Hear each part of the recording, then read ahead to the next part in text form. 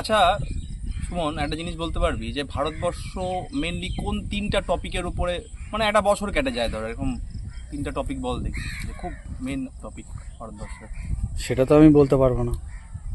দেখ, আমার যেটা মনে হয়, আমার মনে হয় আরও মানুষের সহমত আমি পাবো যে তিনটে টপিক আমাদের এখানে খুব ভাইটাল টপিক। এক হচ্ছে পলিটিক্যাল একটা টপিক তো থাকেই সবসময়, তার সাথে সাথে সিনেমার একটা টপিক থাকে, যে এই মাসে এই সিনেমা বেরোচ্ছে, ওই মাসে ওই সিনেমা বেরোচ্ছে, একটা ট্রেজার দেখা, টেলার দেখা।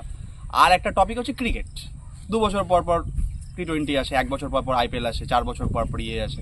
ঠিক সিমিলার ওয়েতে ভোটও আছে। মানে মানুষকে ব্যস্ত করে রাখার তিনটা খুব সুন্দর টেকনিক এখানকার যারা বুদ্ধিজীবী আছে। আমি কোনো পলিটিক্যাল কথা বলছি না, কোনো পলিটিক্যাল হয়েও বলতেছি না। আমার তাই ছোটোবেলা থেকে আমি যেটা অবজার্ভ করছি, আর দিন বেদিন বেকার সমস্যা বাড়তেছে, বেকার সমস্যা বাড়তেছে। এত স্কিল থাকা সত্ত্বেও ছেলেপেলে এখানে কাজ পায় না। জোর করে জোর জবরদস্তি তার বাইরে চলে যেতে হচ্ছে। শিল্পপতিরা এখানে বিনিয়োগ করে না, বাইরে বিদেশে বিনিয়োগ করতেছে।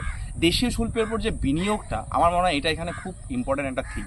যার আর এই স্কিল ডেভেলপের যে ব্যাপারটা, সেদিন আমি একটা খুব ভালো IT পার্সনের একটা ভালো কথা শুনছিলাম যে ভারতবর্ষে বেকার হচ্ছে দুটো ধরনের পাবলিক। এক হচ্ছে যারা এই স্কিল নেই যাদের, আর এক হচ্ছে যারা সরকারি চাকরির পেছনে ছোটে। এটা একটা খুব সুন্দর টপিক। এটা ব্যাপারটা হচ্ছে যে এই যে স্কিলমুখী ছেলেপেলেদেরকে একটা কর্মসংস্থান দেওয়া।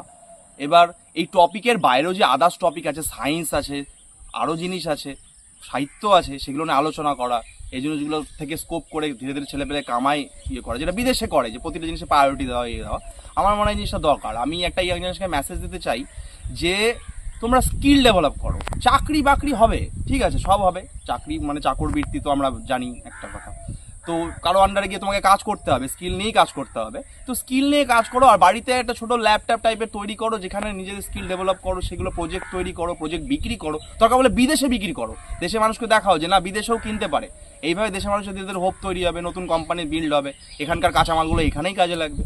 এটা আমার একটা মেসেজ থাকলো এই জন্য। আমি নিজেকেও চেষ্টা করছি ধীরে ধীরে স্কিল ডেভেলপ করা। আমাকে যারা তোমরা চেনো, হয়তো জানো যে আমি কিছু কিছু ক্রিয়েটিভ অ্যাক্টিভিটির সাথে যুক্ত আছি।